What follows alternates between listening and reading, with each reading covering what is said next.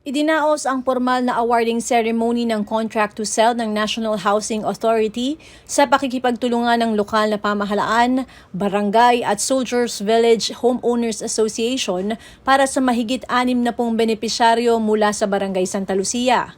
Ito ang matagal nang hinihintay ng mga mamamayan dito sa loob ng 30 taon.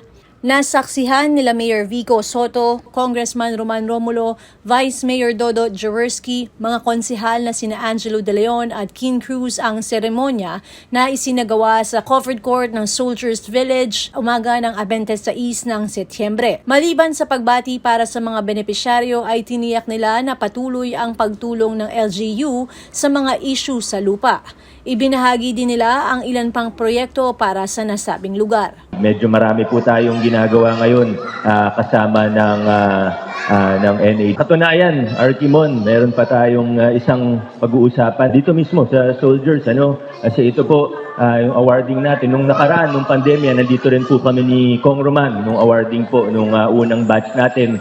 Ngayon, ito yung remaining. Kung di po ako nagkakamali, Arkimon, yung ina-award po natin ngayon, ito po yung remaining na nasa ilalim ng NHA title. Gaya po ng alam ng karamihan sa atin dito, ay meron pa pong naiiwan, naiilang mga kapitbahay po natin na ito po yung medyo may issue pa dun sa lupa, yung remaining portion na lang po. Alamin lang talaga ano ba yung status, kung sa simbahan ba talaga yan, ano ba talaga yung status ng lupa para matulungan po natin yung mga kapitbahay natin na ma-award na rin po sa kanila.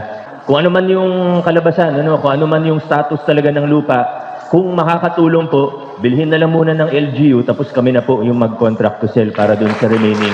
Masayang-masaya po kami na maging saksi sa awarding po ng contract to sell natin. Congratulations sa lahat po ng mga awardees. Congratulations po sa ating lahat. Yung East Bank Road po, medyo nadidivide siya. May parte na mahaba na nandun sa kabilang side ng tulay. Meron po nandito sa harapan ng Soldiers Village. Yung kabilang side po na yun, yung medyo mahaba, by December po, buong-buo na po yun, dapat tapos na. Yung widening nun, pati yung paglagay po doon ng tinatawag nilang baywalk nila para pwedeng lakaran at pwedeng bisikleta. So by December po, tapos na po yan. By January o February, dito naman po sa harapan po ninyo, tapos na rin po yan. Para alam nyo lang po kung ano yung mga gagawin po dyan. Sa eksaktong gitna niya, kung saan may yung gate ng Soldiers Village, aayusin po yung TODA. Gagawan po natin ng maayos na lugar sa gitna ang mga TODA para yung pila maayos. Pag nakatingin ka sa TODA sa kanan, i-develop po yan into a park. Sa kaliwang side po niya, isang mini na skateboard park. Para hopefully po by first quarter next year, medyo yung harapan po natin maayos-ayos na. Magagamit po natin mga taga Santa Lucia. Hopefully hindi matatapos yung taon na ito. Sa PCGH, makakapagtayo na po tayo dyan nung pangalawang malasakit center sa lungsod ng Pasig. Malapit lang po sa inyo yan. Sa awardees natin ngayon umaga, kayo po, wala kayong utang na loob kahit kanino. Sabi nga ni si Sir Matias, kayo po, pinaglaban po ninyo to. Yan naman totoo, since time po ni Mayor Mario Raimundo pa, pinaglalaban na po ninyo to. Kaya kayo nandito ngayong umaga, kaya kayo tatanggap po ng award. Hindi po dahil sa tulong ng kahit sino, dahil sa sarili po ninyong paghihirap, sakripisyo, o ng mga magulang po ninyo. Kaya sa inyo po sa NHA, congratulations po. Mabuhay po ang Soldiers Village. Congratulations po sa inyo. Alam kong 30 years yun na hinihintay ito. 3 dekada. Ngayon nagkakasatuparan na. 15-20 years ago, alam kong noon pa pinaglalaban nyo na itong lupa ninyo dito sa Soldiers Village. And alam niyo yung hard work po ninyo, hard work po ng inyong presidente ngayon, si Sir JR, at least ngayon nakikita na natin ang liwanag sa dilim. Again, yung pasensya ninyo talagang napakahaba na ng panahon na dumaan.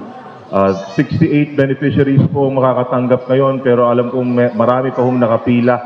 At siguro with the cooperation po ng ating national government agency sa pangunguna ng ating National Housing authority, siguro mapapabilis, no, ang pag-handover ng ating mga conditional deed.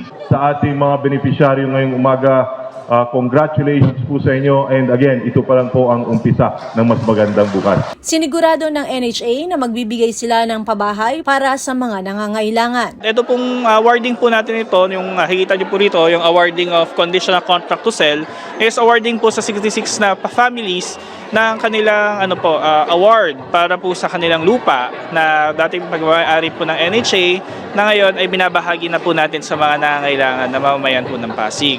Katulong po ng LGU at ng ating lokal na pamahalaan at ang barangay, ito po ay napatunayan natin posible po ang pagbigay po natin or ang pag-award po natin sa mga taong nangangailangan. So ngayon po, ang condition of contract to sell po is ito po yung kontrata na nagbabind sa NHA at doon po sa awardee na babayaran po nila kanilang mga obligasyon tungkol sa lupa. Ngayon po, pag nabayaran na po nila, mapapalitan na po ng deed of sale yan, tapos po mabibigay na po natin sa kanila ang kanilang titulo. Actually po, yung hawak po nila is the contract na nagsasabi po na sila po ang ang awardee or rightful owner nitong property. Ngayon po, pag natapos na po yung obligasyon nila sa NHA, mapapalitan na po ito ng titulo at ng deed of sale na nagpapatunay na nabayaran na po at nakumpleto na po ng tao ang kanyang obligasyon sa pamahalaan, at ito po ay binibigay na po namin sa kanila. Sa tulong po ng local government ng Pasig at ang NHA, nag-research pa po at naghahanap pa po ng ibang paraan ang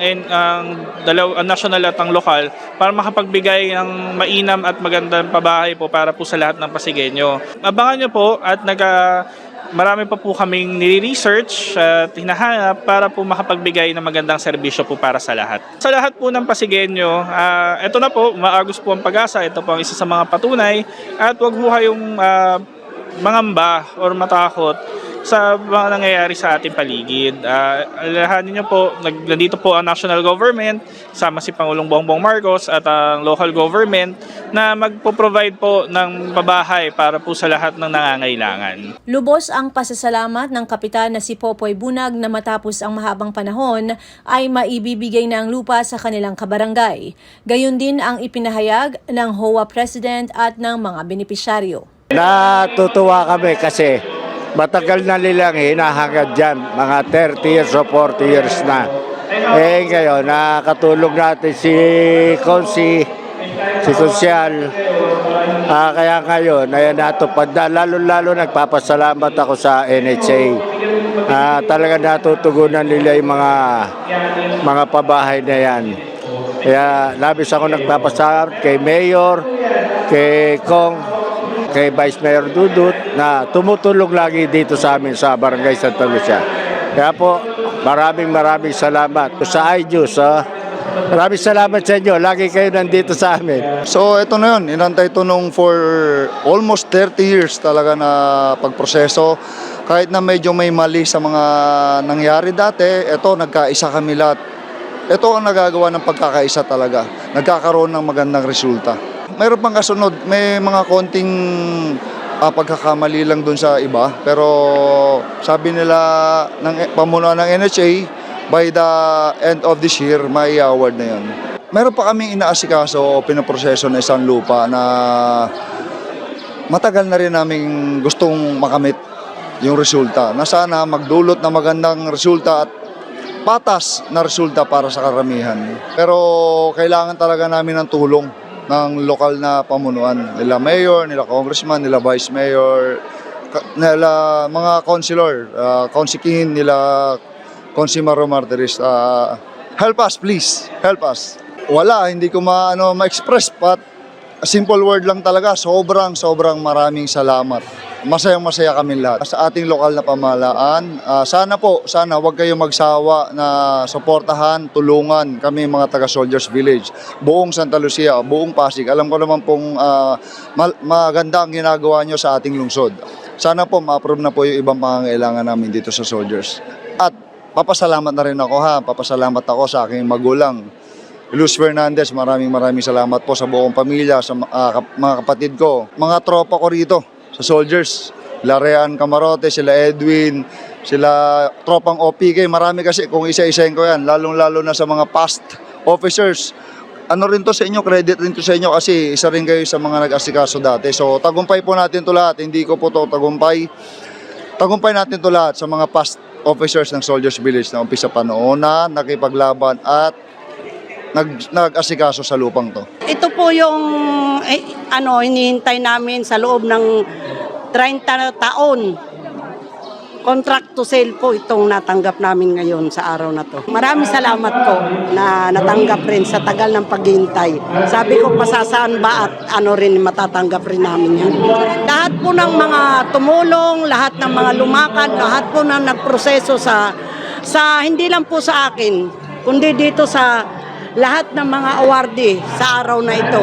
Maraming salamat po. Ang nalalaman po ang amin natanggap ay kasunduan, bilhin na may pasubalik. Conditional contract to sell po. For 30 years po, ito po ang nilaban ng aming Soldiers Village, ang aming mga mayor, aming mga presidente dito po sa aming subdivision. Maraming salamat po kay Ma'am Berna ng NHA po dahil siya po talaga yung umpisa talagang lumaban.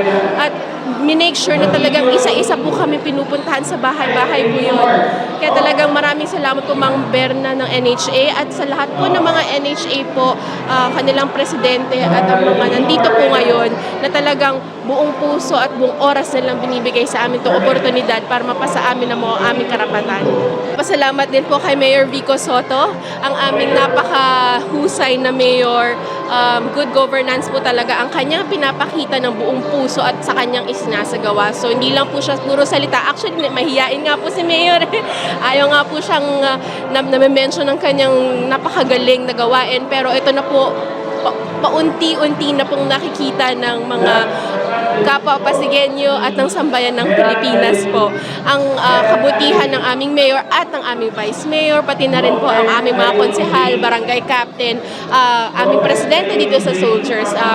Pag nagsama-sama po talaga, marami pong magagawa. Ako si Luan Peñano para sa latest ng iNews Pasig.